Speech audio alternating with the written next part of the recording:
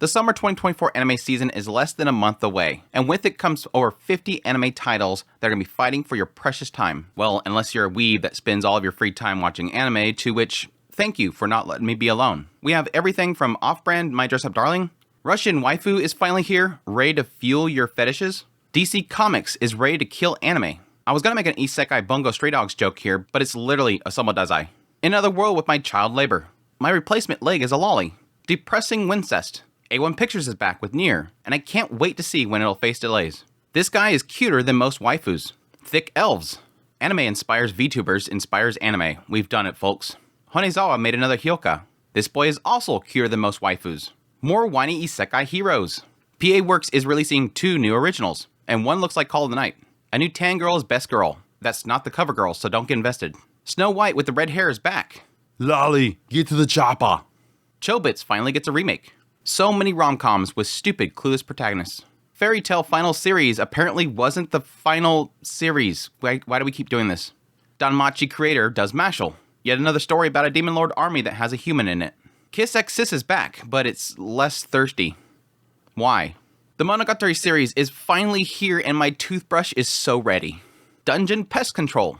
Anyhow, I have gone through the entire list of all the shows coming up and checked out who is working on each project, compiling my list of the most exciting shows of the coming season. So let's just jump into it. Let's kick things off with returning series, because yes, despite all the new great shows coming up, it's gonna be hard to fit them in because yes, we have some returning heavy hitters. First off, yes, let's just get out of the way. I could not be more excited for Monogatari series coming back. Yes, Off and Monster season is here. I didn't think it would ever happen, but it's happening. The trailer already looks hype, and I so cannot wait to dive into it. I was actually hoping to get a rewatch of the entire series done beforehand, but this month has been just nuts. Sengoku Yoku, yes, I'm probably the only one that's super excited about that, but I really do like the author of the series itself, and additionally, it looked like it was getting to something really hype, and I cannot wait to see where it goes. Yes, Oshinoko Season 2, my gosh, I'm beside myself in excitement. I love the first season. I think it is absolutely fantastic. Akazaka is incredible, and I cannot wait to see where he takes the characters going forward. Yeah, even though I made my jokes, I am super excited for Nier Automata. I really did enjoy the first season, despite the delays. I just hope that they have everything planned out properly this time, and we can get a full play out of it and not have to wait months and months for it to actually complete. I'm sure most are excited about Fairy Tail coming back. I unfortunately have not got caught up on that series, but I am excited for everybody that's excited for that. And yes, we do have Kimi no Todoke coming back, which is fantastic, but unfortunately, again, for me, I have not caught up on the series. I do own the series, I just have not got a chance to actually watch it. So we'll see if sometime during the season I can get caught up and I can watch that, because I know a lot of people are excited for that one. With the returners out of the way, let's dive into the top most exciting shows for me of the coming season. First things first, let's tackle the elephant in the room. Yes, the waifu in the room, the Russian waifu. Alya sometimes hides her feelings in Russian. Yes, I was actually super excited for this show when it was actually supposed to, I believe, premiere in spring, but unfortunately got delayed. But that's fine, that's fine. Dogokobo is literally going to be bringing us probably one of the biggest waifus that has been hitting anime since probably My Dress Up Darling. Alya is a transfer student enjoying popularity in her new high school, often sporting a cold shoulder while earning high marks in her class. She ignores her nerdy classmate, except for when she blurts out flirtatious lines to him in Russian. Little does she know, he actually understands Russian, though he pretends not to. Let's see where this wacky love story takes them. And yes, this is actually being voiced, the Alya herself is being voiced by Sumire Uesaka, and she's actually very fluent in Russian, so it doesn't have that kind of cringy Russian in there. She's actually really good at it, so... And yeah, her voice makes you melt. So just hearing her talking in Russian is like, oh my gosh, this is going to be huge. And yes, we're already seeing the PVs coming out, like the whole scene with taking off the sock and possibly seeing something. It's got a little twinge of ecchi in there. Not that it seems like it's showing anything, but it looks like it's going to be a lot of fun. Again, like I said before, the moment I heard about the concept behind this story, I was just absolutely on board with it and was, yes, a little bit heartbroken when it got delayed.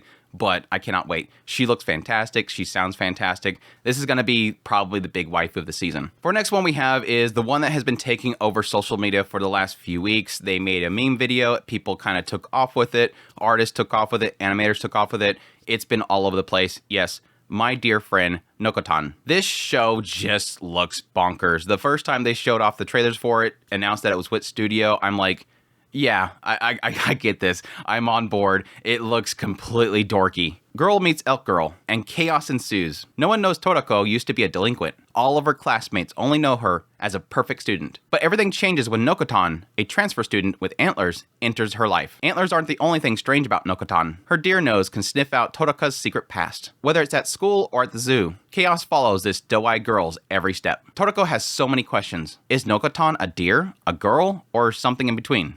It looks goofy. Like I said, the trailers have been hilarious. I cannot wait for it. This is technically one of those ones where when I watch the trailer, I'm like, typically this type of comedy doesn't work for me. But it just seems like it's working. I think it's a lot to do with the timing of the jokes themselves. So again, I'm super hyped for it. Next one we have is Atori My Dear Moments. And I'm not going to read the synopsis for this because it's literally like a 2-page document. It essentially follows a guy who loses his mother and his leg to an accident. He returns back home from the big city in order to just enjoy life. He's been kind of disillusioned. He's shackled in debt, and since like humanity is slowly kind of going underwater, he's taken this job to go underwater to find information and treasures in the sea itself. He ends up finding some robot girl, brings the robot girl home. She claims at some point that she's going to fulfill her master's wish while also during that time be his leg. Which, you know, is the reason for the joke earlier about my replacement leg as a lolly. But yeah, this is an adaptation of a visual novel. And honestly, when Aniplex EXE or whatever that company did announce Atori My Dear Moments, I was actually really hyped for it. I thought that the art style was super cute. It kind of reminded me a lot of Key Visual Art Studio type of stuff. So I was already like hooked to that. But as per usual with visual novels, I keep saying I want to read them, but they're so time consuming that I don't have time for them. So I usually end up just waiting for an anime adaptation. Already for the PV for this series, it looks fantastic. The girl herself looks super cute.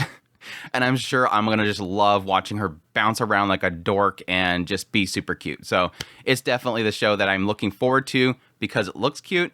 But it's probably like most visual novels like this, it's probably going to break my heart at some point. I don't know. Is she going to run out of batteries or something like that?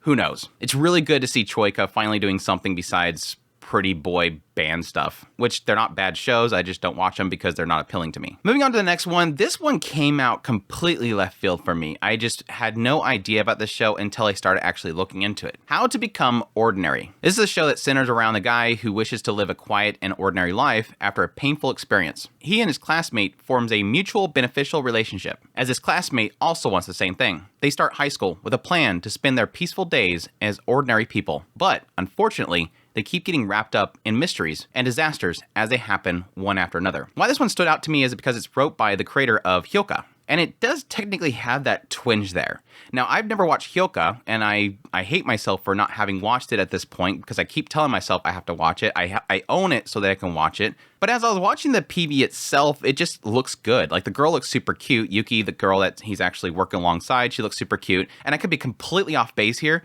It gave me a sense of something like, I don't know, Love Chinubio. My assumption here, because I don't know what his painful experience is, but there's so much emphasis on being normal.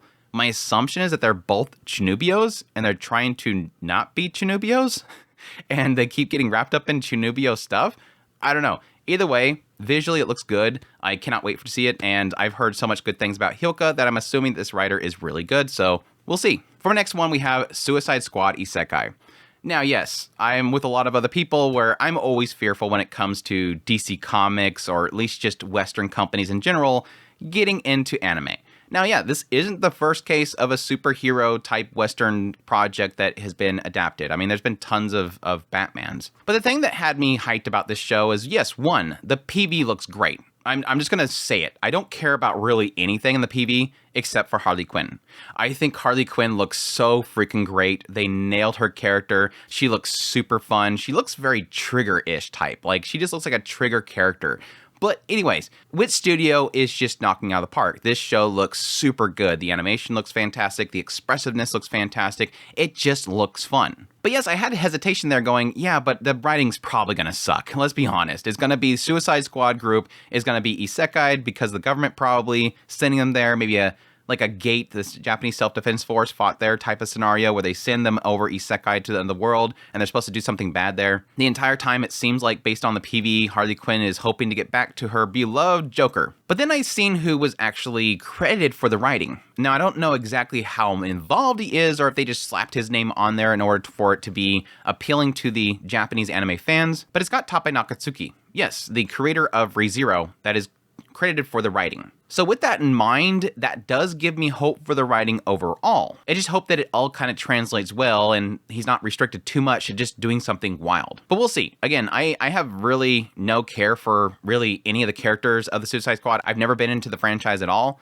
but so far what they're presenting to me, I'm pretty massively hyped. For next one I have is The Elusive Samurai. Set in feudal Japan in between the Kamakura and Muromachi periods. Our hero, Hojo Takatoki, is a boy on the run that history all but forgot. When the Kamakura shogunate is overthrown by Ashikaga Takauji, Takatoki's family and standing are viciously taken away from him, and he must flee to far reaches of the land to survive and seek out his revenge. Now, there's a couple things that got me kind of quickly interested in this one. For one, the creator of the franchise itself is the creator behind Assassination Classroom. Now, I wasn't a huge fan of Assassination Classroom. There was some fandom around that. I wasn't on the higher tiers of the hype around that series, but I do at least acknowledge his writing as being very clever. But the things that kind of grabbed my attention for this franchise is, one, yes, Cloverworks is working on it, and Cloverworks obviously right now is just knocking so many balls out of the park. But additionally, yes, I like the character designs themselves, and I like the setting itself. And yes, with the recent trailers they've been releasing for it, it already looks fantastic. I cannot wait to see how it plays out, and I hope it just has a really good story to go along with it. For the next one I have, yes,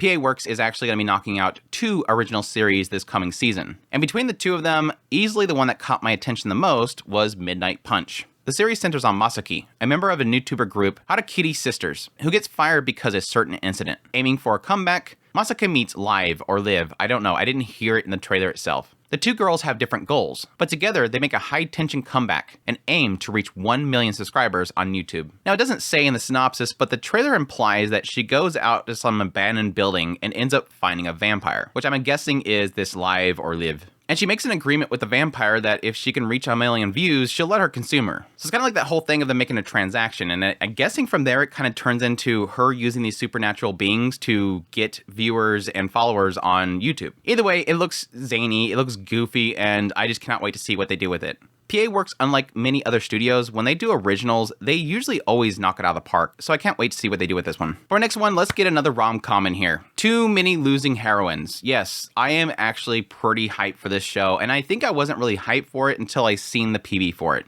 These characters just look way too cute and way too fun. We follow a high school boy who's content with blending in the background as a mob, until he witnesses his popular classmate getting dumped by her childhood friend. He felt like he had to try to comfort her, but this led him to being entangled with other girls who have met defeat in love.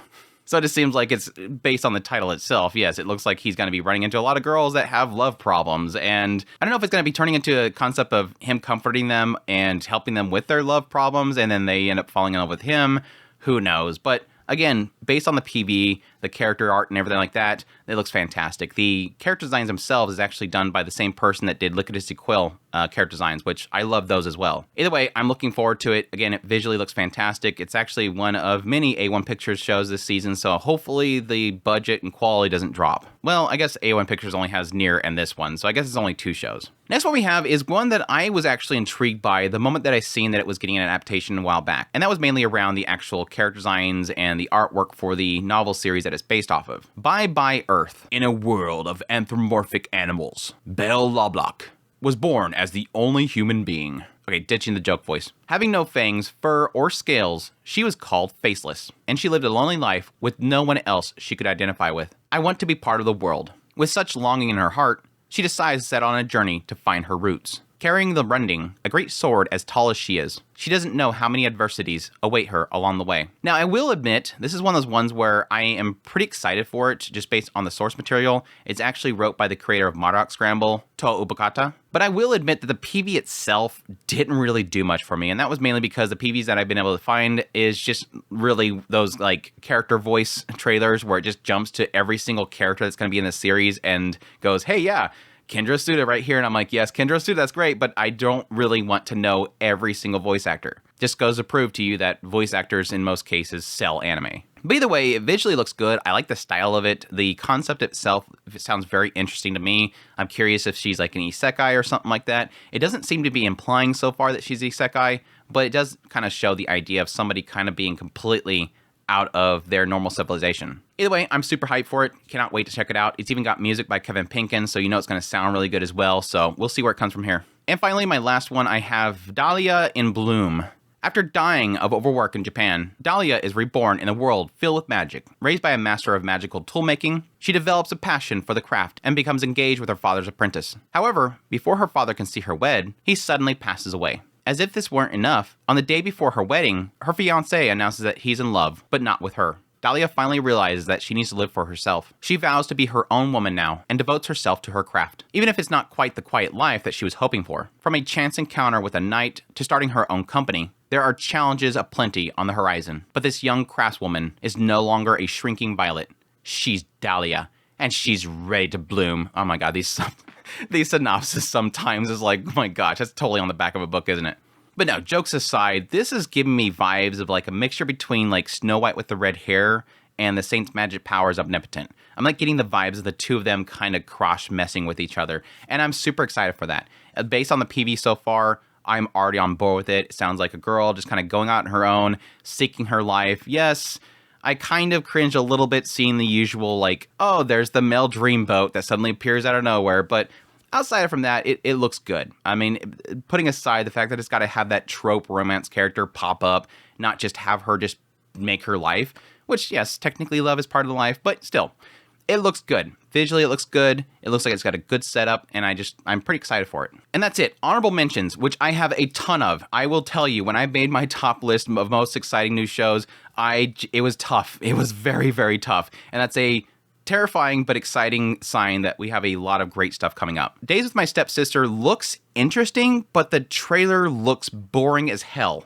So I'm excited for it. The premise sounds interesting. It's just they're not doing a good job of selling me on it. So that's definitely going to be one of those ones I need a couple episodes before I get really excited for it. Dungeon People nearly made it on my list. It just barely at the last second fell off.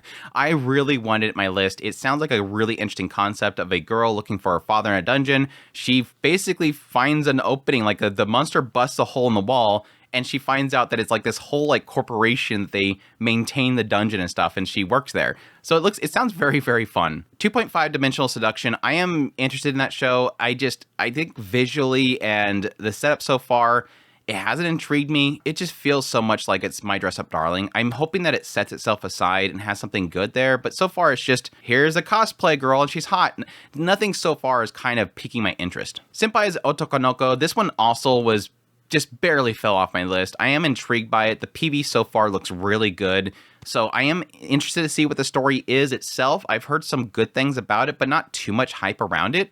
But I am interested in it, and I'm looking forward to it. My Wife Has No Emotion. I am intrigued by that. I am hoping it'll be like a return of like that kind of Chobits thing there. But at the same time, again, the PV just looked boring. So I'm not too interested in it, but we'll see. Love is Indivisible for siblings. Yes, the not super thirsty Kiss X Sis. I don't know. We'll see how it plays out. But so far, it just looks like too much unrequited love. So I do have a lot of pause for it. And finally, the last one I'll mention is The Magical Girl and the Evil Lieutenant used to be arch nemesis. This looks really, really cute. I am looking forward to it. Some of the trailers I've seen for it looked good. But it is a short, so I'm not sure we'll get too much out of it, but still looking forward to it. And that's it. That's all the honorable mentions. And yes, that's not even covering what's continuing. We still have Reincarnated as a Slime third season is going, Spice and Wolf still going, Yozakura Family still going, The Fable, Yatagarasu, which I am absolutely loving. And yes, technically, Dead Demons Destruction just started, and it's going to be going into summer as well. So this season's nuts. We've had previous seasons where we have a lot of shows, but a lot of them is like, and I barely make a top 10 most excited. But this season coming up, it's gonna hurt. It's gonna really hurt. It's gonna be one of those seasons where I think a lot of people are gonna be hurting about what they have to drop.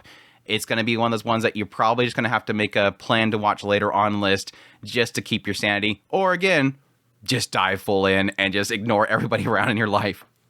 Either way, I hope you guys enjoyed this list of the most exciting shows of the summer season. If you did, Don't forget to hit that like button before you leave. If you are new to the channel, make sure to subscribe so you don't miss my content. Additionally, if you like this content and you want to support the channel more, I have a Patreon link, tips link, super thanks, membership button down below. I greatly appreciate it supports the channel, and I will be here to tell you guys what actually pans out to be really good shows as the season starts. So if you need like a full deep dive on that stuff, I will be doing first impressions on all the shows, as well as making a top list of the season so far as it starts to play out. Additionally, next week, stay tuned because me and my brother will sit down for a podcast where we go through every single show that is coming up. So if you need a full deep dive of everything, it'll be a long podcast, but if you want to know everything that's coming out, what it looks like, who's working on it, we will do that as well. But anyhow, I hope you all enjoyed, and until next time, y'all take care.